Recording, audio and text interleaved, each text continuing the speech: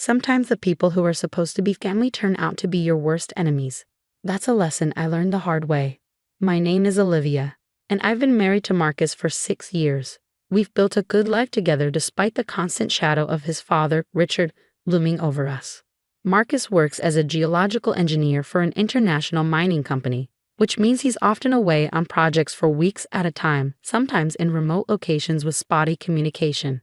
It's not ideal, but we make it work.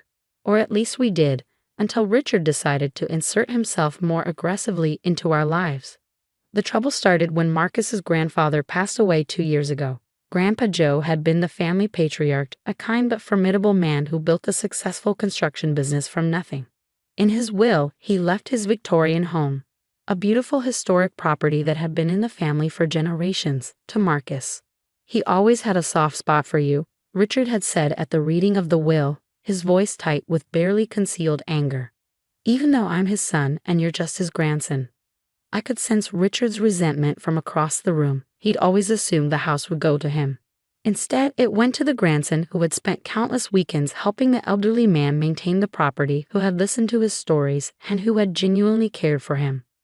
Marcus and I were living in a small apartment at the time, saving for a house of our own. Grandpa Joe's gift was unexpected but welcome. The house needed work, the plumbing was ancient, the electrical system questionable, but it had character and history. Marcus loved it, and so did I. Richard, however, couldn't accept it. That house should have gone to me, he'd say whenever we saw him. I'm family, you're just passing through. I never understood what he meant by that until he elaborated one evening after too many drinks. Marriage doesn't make you family, he told me, jabbing a finger in my direction. Blood makes you family, and if Marcus had any sense, he'd realize that house belongs to the Henderson bloodline, not to some woman who could divorce him tomorrow. Marcus defended me, of course. He always did. But it created a rift between father and son that only widened over time. Richard became increasingly hostile, especially when Marcus was away for work. He'd show up unannounced, inspect the property like he was conducting an audit, and make snide comments about my housekeeping or decorating choices. My mother would be rolling in her grave if she saw what you've done to her sitting room, he'd say, or this house deserves better than this cheap furniture.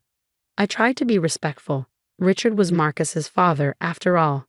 But it was exhausting to constantly defend my right to exist in my own home. Then Richard's new wife, Deborah, entered the picture. 20 years his junior and transparently interested in his money. She took one look at our house and decided she wanted it. This would be perfect for us, Richard, she said during their first visit. So much more suited to entertaining than that boring modern house you have. I saw the spark in Richard's eyes. He'd found an ally. From that day forward, it became a campaign. Richard and Deborah would visit while Marcus was away, ostensibly to check on me, but really to criticize and intimidate. They measured rooms, discussed renovation plans in front of me, and even brought fabric swatches for curtains. I'm thinking burgundy for the dining room, Deborah would say, once we get rid of these hideous cream walls. I called Marcus after particularly bad visits, but there was little he could do from remote mining sites. He'd call his father, they'd argue, and nothing would change. Then came the ultimatum. Richard and Deborah arrived one Saturday morning while Marcus was in Chile. Richard didn't bother with pleasantries. We've decided it's time for you to move, he announced, standing in my foyer like he owned the place. Deborah and I will be taking over the house. It's what's best for the family.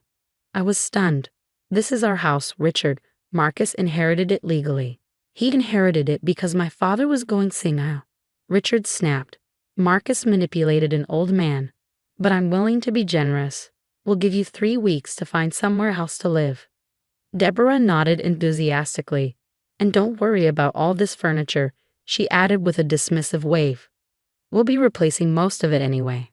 I felt my temper rise but kept my voice level. I'm not moving anywhere. This is my home. Richard's face darkened. This is a Henderson family home. You're just a temporary occupant. I'm Marcus's wife. That makes me family. Richard laughed, a harsh sound without humor. Marriage is just a piece of paper. This house belongs to Henderson blood, not to some childless woman who contributes nothing to the family legacy. That hurt more than I wanted to admit. Marcus and I had been trying for a baby for 2 years without success. It was a private pain that Richard had somehow discovered and weaponized. Get out, I said quietly. You get out, Deborah shot back. We're moving in next weekend. Pack your things or we'll pack them for you. They left, slamming the door behind them. I immediately called Marcus, but couldn't reach him. His team was in a remote area with no cell service. I was on my own. For the next week, Richard and Deborah escalated their campaign. They sent moving companies to the house with instructions to pack up my belongings. When I refused to let them in, they threatened legal action. They told neighbors they were helping poor Olivia relocate after Marcus and I had separated. A complete lie. They even changed the gardening service without my knowledge, sending strangers to measure the yard for improvements. I was at my breaking point when Marcus finally called. They did what? He exploded when I explained the situation. That's insane. It's our house. Your father doesn't see it that way, I said warily. He thinks I'm a temporary problem that will eventually go away. There was a long pause, then Marcus said, maybe we should. Should what? Go away. Not permanently, but I've been offered a position managing a new site in New Zealand. It's a 2-year contract, great pay, and I wouldn't be traveling nearly as much. I was going to discuss it with you when I got home, but now it sounds like an escape hatch. I finished. Exactly. We could rent out the house to tenants with a rock-solid lease.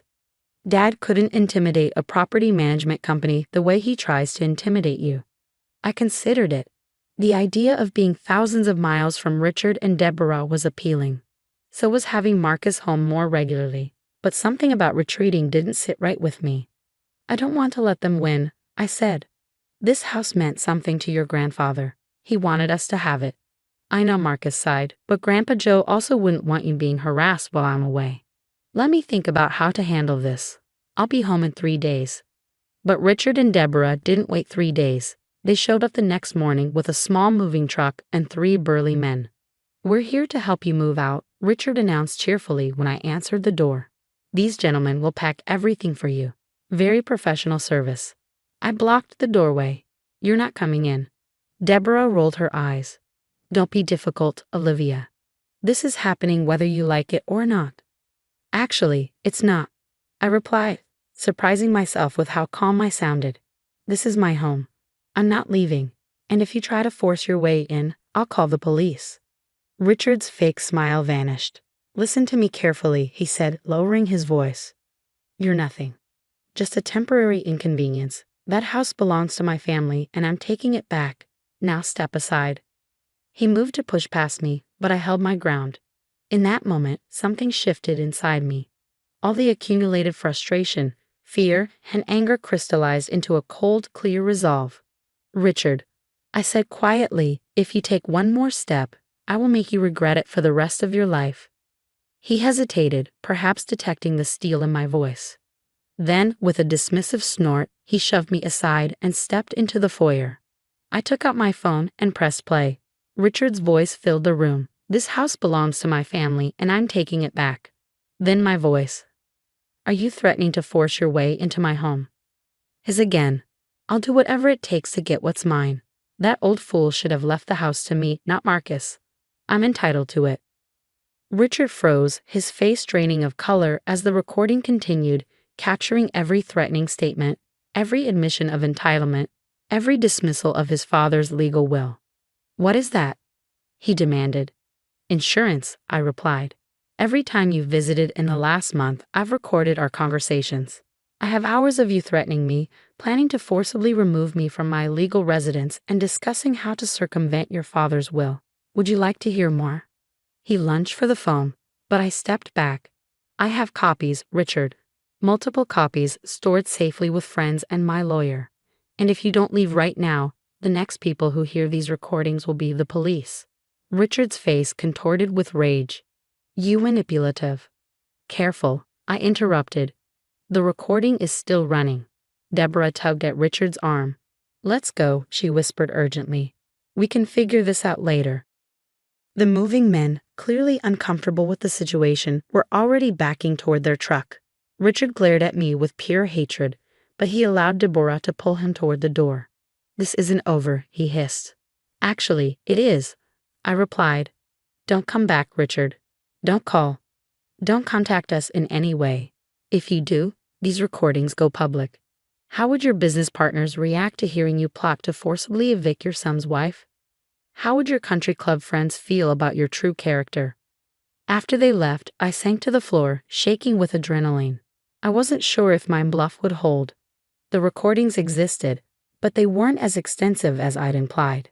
Still, it had worked for now. When Marcus returned 3 days later, I told him everything. He was furious with his father, but proud of how I'd handled the situation. "I should have been here," he said, holding me close. "I'm so sorry you had to deal with this alone." "Not anymore," I replied. "We face this together now." We discussed our options and made a decision. First, Marcus formally cut ties with his father, sending a letter through our lawyer explaining exactly why. Then we accepted the job in New Zealand, not as an escape, but as an opportunity. We wouldn't rent the house, though. We had a better idea. A month later, we signed paperwork establishing the Joseph Henderson Historical Home Foundation, named after Marcus's grandfather. The house would become a small museum highlighting local history and offering educational programs for schools. We'd live in a caretaker's cottage on the property when we returned from New Zealand, overseeing the foundation. Richard was livid when he found out. He threatened to contest the will again, to sue us for defamation, to expose Marcus as an ungrateful son. Our lawyer calmly mentioned the recordings, and suddenly Richard became much more reasonable. The foundation was a success. The local historical society was thrilled to help develop programming, and Marcus's distant cousins, who had always disliked Richard's domineering ways, volunteered as docents. Even Richard's sister, long estranged from her brother, came forward to donate family photographs and documents. From New Zealand, we watched our home transform into something meaningful for the entire community. It wasn't what Grandpa Joe had envisioned when he left us the house, but we thought he'd approve. The Henderson legacy wasn't about ownership or control. It was about contribution and connection. As for Richard and Deborah, they eventually divorced. Without the prospect of acquiring the historic home, Deborah quickly lost interest in a man twice her age. Richard retreated to Florida, rarely contacting anyone from his former life. Marcus and I thrived in New Zealand. The work was fascinating, we made wonderful friends, and after years of trying, we finally welcomed our daughter, Josephine, named after the grandfather who had given us not just a house, but a foundation for our future. When we eventually returned to the United States, we moved into the caretaker's cottage as planned. It was smaller than the main house but perfect for our little family. On warm evenings, we'd sit on the porch watching visitors explore the gardens that Grandpa Joe had lovingly tended for decades. "Do you ever regret it?" Marcus asked me one night, turning our home into a public space. I looked at our daughter playing on a quilt spread across the lawn, and at the historic home glowing in the sunset, windows lit from within as the last tour of the day concluded. "Never," I said honestly. "It's still our home. We just share it differently now." Marcus squeezed my hand. "Grandpa Joe used to say that a house is just a building until you fill it with purpose." "I think we found ours," I replied, watching as a young family took photos on the front steps, creating memories in a place that had nearly been consumed by one man's bitterness. Sometimes the legacy you build isn't the one you initially imagined. Sometimes it's bigger, reaches further, touches more lives. And sometimes standing your ground isn't about keeping others out. It's about creating something worth protecting in the first place.